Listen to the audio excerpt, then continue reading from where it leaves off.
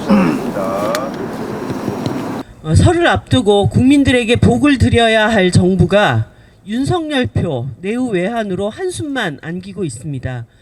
윤석열 대통령의 바이든 날리면은 차라리 웃음거리였다지만 아랍에미레이트와 이란 간의 역사 외교적 관계조차 이해하지 못한 주적 망언은 그야말로 참사 외교입니다. 국제적 망신을 넘어 국익에 위해를 가하는 수준으로 치닫고 있습니다. 대통령이 비행기를 탈 때마다 이번엔 어떤 실언을 할까 걱정부터 앞서니 국민들도 할 노릇이 아닙니다. 게다가 이영만리 순방 중에도 국민의힘 당권 다툼은 착실히 챙겼습니다. 굳이 대통령실을 통해 당리당략 충성 경쟁에 열심히 기름을 붓고 있습니다. 안팎으로 새는 바가지 따로 없는 꼴입니다. 덕분에 국민의힘은 1월 임시에는 냉팽여치고 민생 법안 타결은 외면한 채 오로지 윤석열 대통령의 총애를 얻는 이가 누구인지 가리자며 집안 싸움에 날이 셉니다. 그러나 집권 여당의 윤심파리에 여의도 정치마저 하세월일 수는 없습니다. 정의당은 비어버린 민심 정치의 영역을 메꾸겠습니다. 오늘 정의당은 민생 비상구 출범으로 서민 곁에 서는 정치를 복원하겠습니다. 국회 안에서 경제위기, 민생대응 입법 실천과 더불어 지역 곳곳에서는 깡통전세 피해자들을 비롯해 체불임금, 파산회생 등 일상이 위협받는 서민들의 삶을 챙길 것입니다. 경제위기의 유일한 해법, 고통을 분담하고 어려운 서민들의 살림살이 걱정부터 챙기는 정치를 반드시 복원하고 책임지겠습니다. 국정원 수사관들이 민주노총 본부와 보건의료 노조 사무실, 세월호 제주기업관 평화쉼터 등 전방위적 압수수색을 감행했습니다. 국정원의 대공수사권을 결코 경찰에 넘겨서는 안 된다는 국민의힘 지도부의 발언 이후 계획이라도 한 듯 진행된 압수수색입니다. 더구나 혐의자들에 대한 인신구속 절차도 없었고 엄연히 다른 조사 방법이 있었음에도 노동자들과 간호사들의 사무실, 심지어 세월호 쉼터까지 수백 명의 병력을 동원해 공안 분위기를 연출했습니다. 국정원 주장은 간첩 잡자는 일이라던데 동네방네 저기 간첩 혐의자 있어요 외치며 수백 명이 건물을 둘러싸고 압수수색한다는 경우는 세상 천지에 듣도 보도 못한 일입니다. 이미 민간인 불법 사찰, 댓글 공작, 간첩 사건 조작 등의 반헌법적 악행이 만천하에 드러났던 국정원입니다. 국정원을 정권 유지 수단으로 써왔던 그간의 불법 행위에 제동을 걸고 대공수사권을 경찰권으로 이양하기로 심판을 내린 마당입니다. 그러나 윤석열 정부의 퇴행에 국정원이 다시 좀비처럼 부활하여 대공수사권을 부여잡으려 꿈틀대고 있습니다. 정의당은 국정원 공항수사권 유임을 시도하며 국정원의 국민사찰, 여론조작을 또다시 허용하려는 정부 여당의 그 어떤 시도도 용납하지 않을 것입니다. 윤석열 정부의 노동 죽이기가 도를 넘었습니다. 노동시간 유연화, 노동조합 회계 공개, 화물연대에 대한 공정위의 검찰 고발 등 노동계약으로 노동권 고사에 나선 데 이어 이번 국정원 압수수색은 이제 노동조합을 사회적 여론에서도 말려 죽이겠다는 것입니다. 윤석열 정부의 노골화된 노동 죽이기를 규탄하지 않을 수 없습니다. 국정원의 압수수색은 전형적인 공안 연출 쇼입니다. 이번 압수수색은 민주노총 전체에 대한 대대적 압수수색이 아닌 간첩 혐의를 받고 있는 간부의 개인 물품 압수수색이었습니다. 그런데 여기에 경찰 차량 15대와 사다리차, 에어 매트리스까지 동원한 의도는 하나밖에 없습니다. 민주노총을 간첩 집단으로 낙인 찍겠다는 것입니다. 이 같은 의도는 국가정보원이라고 대문짝만하게 써붙인 국정원 직원 유니폼에서도 드러나고 있습니다. 음지에서 일하며 양지를 지향하는 국정원이 댓글 공작을 위해 비밀 오피스텔까지 운영했던 그 국정원이 대놓고 국정원이라고 쓴 옷을 입고 압수수색한 이유가 무엇이겠습니까? 간첩 잡는 국정원과 간첩 집단 민주노총이라는 여론 프레임을 만들기 위한 것 아닙니까?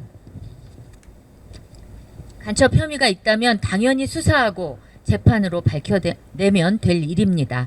그것이 국정원의 존재 이유고 이를 부정할 리는 없습니다. 그러나 대대적인 물리력과 언론 보도를 동원한 이번 압수수색은 비밀 수사, 일망타진이라는 대공수사 원칙도 스스로 깨버린 공안몰이였습니다.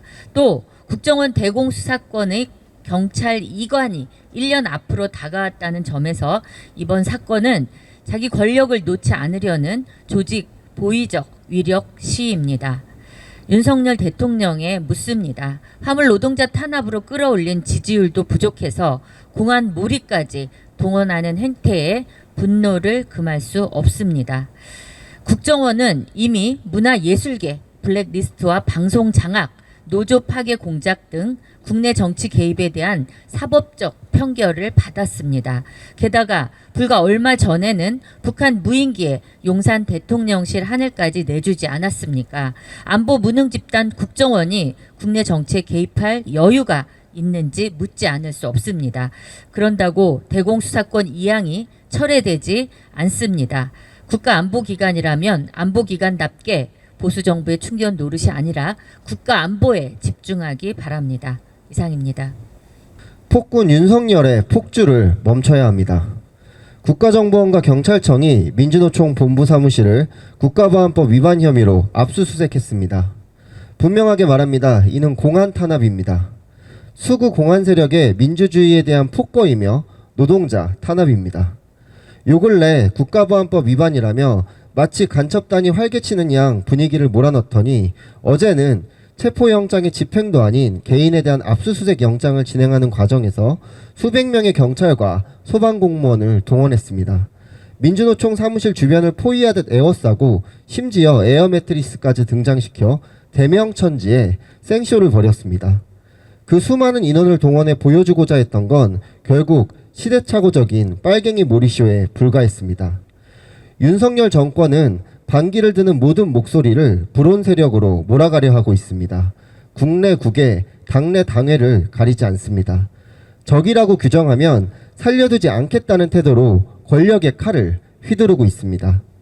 누가 반윤 소리를 내었는지, 누가 퇴진 소리를 내었는지 찾아내 검찰과 국정원이 철퇴를 내리찍는 모습이 궁예와 닮았습니다.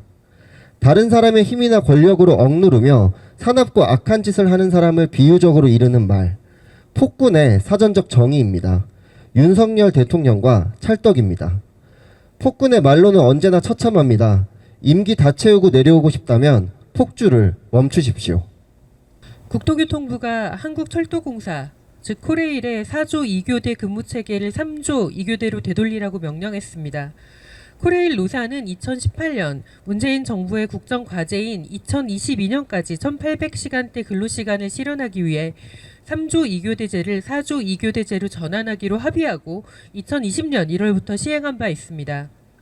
국토교통부는 줄어들던 철도 사고가 증가세로 돌아선 원인을 교대제 개편으로 돌리며 강제 환원을 결정했습니다. 하지만 안전사고의 증가가 정말 교대제 개편 탓입니까?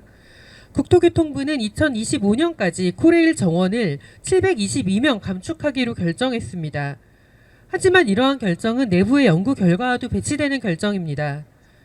이미 2019년 국토부가 의뢰해 작성된 철도 안전관리 조직인력 개선 방안 마련 연구에는 코레일 정원을 69명 늘려야 한다는 결론을 제시했지만 이 연구 결과를 공개하지 않고 2021년 오히려 85명을 감축하고 이후 대량 추가 감축을 계획하고 있는 것입니다. 지난해 11월 발생한 의왕 오봉역 철도 노동자 사망 사고도 3인 1조로 해야 하는 일을 2인 1조로 했기 때문에 발생했다는 것이 현장의 목소리입니다. 코레일은 인력 부족을 호소하며 계속 충원을 요구해 왔습니다. 그럼에도 교대제 개편의 모든 책임을 돌리며 교대제를 회귀시키는 것은 노동시간 감축이라는 사회적 합의를 거스르는 일입니다. 문제는 교대제 가 아니라 인력 부족입니다. 철도 안전 확보를 위해 필요한 것은 인력 충원입니다. 국토부는 교대제 회기와 인력 감축 방안을 철회하시기 바랍니다. 국정원과 경찰이 민주노총 본부 사무실을 압수수색했습니다. 수백 명의 경찰 병력을 동원했고 사다리차와 에어매트도 등장했으며 국가정보원 유니폼을 입은 요원들까지 나타났습니다. 한마디로 오버액션입니다. 국정원 스스로 민주노총이 아니라 개인에 대한 압수수색이라 밝혔습니다. 민주노총이 압수수색을 거부하거나 방해한 것도 아닙니다. 변호인 입회를 보장하라는 지극히 합법적인 요구를 했을 뿐입니다. 체포영장도 아니고 압수수색 영장을 집행하는데 그 많은 병력을 동원한 것은 민주노총을 범죄 집단으로 몰아가려는 그림 만들기에 다름 아닙니다. 정진상, 김용에 대한 민주당 압수수색과 비교해도 정도가 과합니다. 나경원 왕따 논란과 대통령의 외교 참사를 가리는데 노조 때리기와 종북몰이가 제격이라고 생각했는지 모르겠지만 쌍팔년도식 공안몰이가 2023년에도 먹힐 수 있다고 생각했다니 국민들은 그저 피곤할 뿐입니다. 노동개혁을 한다면서 노동계의 대표인 민주노총과 대화는커녕 새해 선물로 압수수색을 강행한 것에 한숨이 나옵니다. 그 많은 병력이 겨우 간부 1명 물품을 압수수색하는 데 동원되었다니 실소가 나옵니다. 언제쯤이나 검사 시절 버릇을 벗어나 대통령다운 모습을 보일지 국민들의 시름이 깊습니다. 한 말씀 더 드리겠습니다. 창원시 의회가 이태원 참사 희생자와 유족들에게 막말을 한 김민아 시의원에 대한 제명안을 부결시켰습니다. 국민의힘은 민주당의 방탄국회를 비판할 자격이 없습니다. 기득권의 제19 감싸기는 이 당이나 저 당이나 국회나 지방의회나 다르지 않다는 것이 확인됐습니다. 창원시의회가 김민아 의원에게 한 징계는 출석정지 30일입니다. 다음 회기는 3월에 열립니다. 사실상 아무런 징계가 없는 것과 같습니다. 이로써 국민의힘은 이태원 참사 유족들의 가슴에 또 한 번 대못을 박았습니다. 대체 얼마나 더 죄를 지으려고 합니까? 창원의 국민의힘 국회의원들은 대체 무슨 생각인지 분명히 입장을 밝히고 국민께 사죄해야 할 것입니다.